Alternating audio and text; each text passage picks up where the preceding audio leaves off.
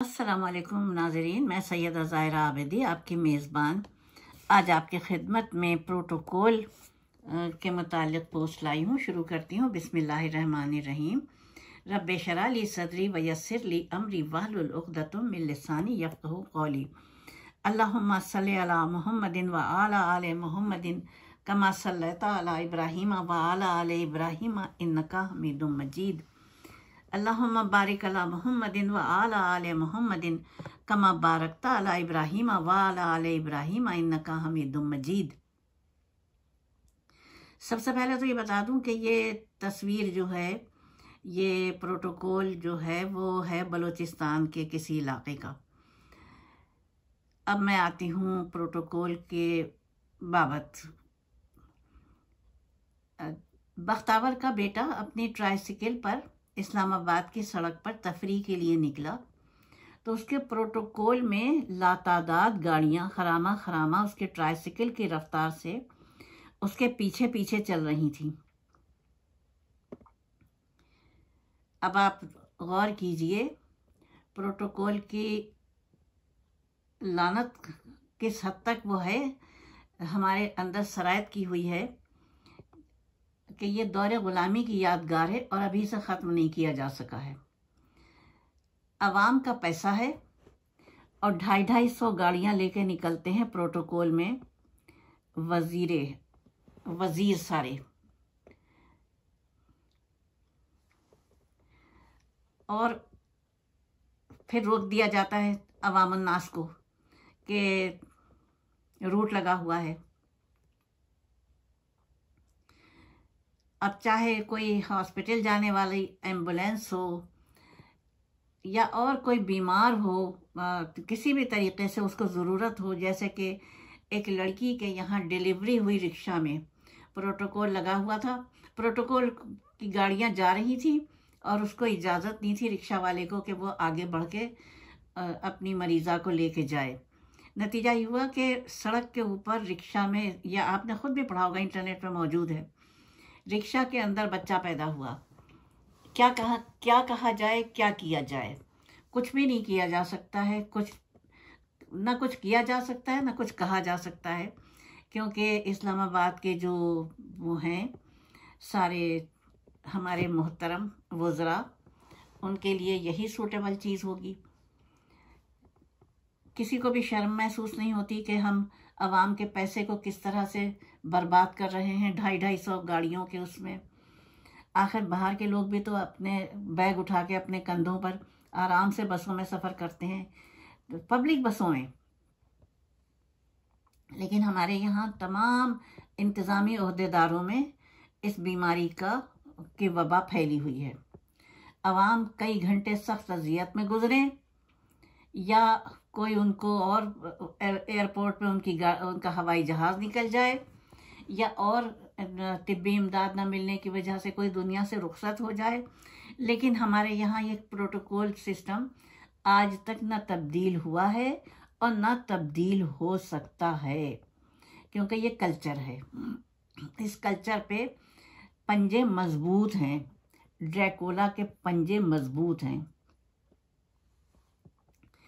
एक लड़का लिखता है, नौजवान, इंटरनेट पर पढ़ी कहानी मैंने, कि मैं रात को काफ़ी देर तक पढ़ाई करता रहा, इसलिए सुबह थोड़ी सी देर में आँख खुली, जब उठा तो तैयार हुआ, खाना खाए बगैर यूनिवर्सिटी की राह ली। जब मैं जीटी रोड पर पहुंचा तो देखा कि ट्रैफिक जाम है। पहले तो मैंने सोचा कि किसी ने रोड ब्लॉक किया हुआ है, लेकिन मेरी सोच गलत थी। मैंने बाइक को आगे ले जाने की कोशिश की, लेकिन वार्डन ने मुझे रोक लिया, और जब मैंने हिम्मत करके वार्डन से पूछा कि क्या वजह है, क्यों रोका हुआ है, तो वार्डन ने मुझे बगैर जवाब दिए हुए ऐसे घूरा कि मुझे सवाल नहीं करना चाहिए। मज़ीद टाइम गुजरा तो 2 पुलिस की गाड़ियां गुजरी, तब पता चला कि यहाँ से पंजाब के वज़ीर आला मोहतरम शहबाज शरीफ का गुजरना है उनको। इन गाड़ियों के पीछे रेस्क्यू एम्बुलेंस और 3 ब्लड प्रूफ गाड़ियां जो कि बिल्कुल एक ही तरह की बनी हुई थी। उनमें से किसी एक गाड़ी में बैठे हुए मियाँ साहब अपने घर की तरफ जा रहे थे। उनके पीछे मज़ीद 40 से 50 गाड़ियां और थीं। मैं इतना प्रोटोकॉल देखकर हैरान हो गया, और मैंने सिर्फ सुना था लोगों से कि प्रोटोकॉल ऐसा होता है, लेकिन आज अपनी आंखों से भी देख लिया। मियाँ शहबाज शरीफ को असेंबली से घर जाने के लिए कम से कम 4 से 5 लाख रुपए की खर्ची करके तब जाके प्रोटोकॉल मुकम्मल करके वो घर पहुंचते हैं।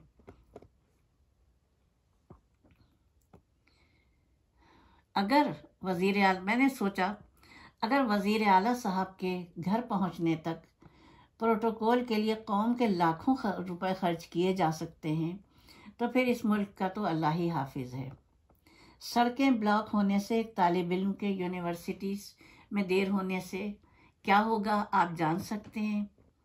अगर कोई मरीज़ प्रोटोकॉल की वजह से रास्ते में ही मर जाता है, तो उसकी जान की किसके उस पर है, गर्दन पर उसकी जान की कीमत, कौन जिम्मेदार होगा। लेकिन मरता है तो मर जाए। वज़ीर आला, वज़ीर आज़म, इनके लिए तो 250 गाड़ियों के लिए वो होते हैं ना, इनको तो गुजरने देना है, और बीच में कोई ना आए वरना तो उसको ठोक देंगे। अब एक एक वज़ीर को आप जब 4 लाख 5 लाख रुपए का वो देंगे, खर्चा देंगे, तो फिर पाकिस्तान क्या होगा। पाकिस्तान का जो ख़जाना लुट गया है वो इसीलिए लुट चुका है। अब ख़जाने में कुछ भी नहीं है। अब ख़जाना भरा जा रहा है लोगों के चालान करके। अब ख़जाना जमा हो रहा है अवाम नास को तरह तरह से जुर्माने लगा के। और ये कितने दिन का है मेरी समझ में नहीं आता है। अल्लाह ताला का कानून ये कि कब इस कानून को कब कौन तोड़ सकता है कि एक वज़ीर के ऊपर 5 लाख रुपए सरकारी ख़जाने से, अवाम के टैक्स से। खुदारा होश की दवा कीजिए, खुदारा होश की दवा कीजिए। यह हमारे बड़ों को होश की दवा करनी है। बहुत से बहुत 5 गाड़ियाँ काफ़ी हैं। एक ही तरह की 5 गाड़ियाँ रख लीजिए, 2 आगे 2 पीछे 1 बीच में। अगर जान की हिफाजत ऐसी ही मकसूद है, अव्वल तो ऐसे काम ही मत कीजिए कि लोग आपके पीछे फिरें आपकी मौत लेकर। दिल बहुत दुखता है इन बातों से, और चूंकि कुछ किया नहीं जा सकता है, अवाम क्या कर सकती है। आप मुझे बताइए कि क्या कर सकती है अवाम। तालिब इल्म कुछ कर सकते हैं, वो अपना मुस्तकबिल बनाएं या आपके प्रोटोकॉल के धंधों में पड़ें। अल्लाह ताला आपको नेक तौफीक दे।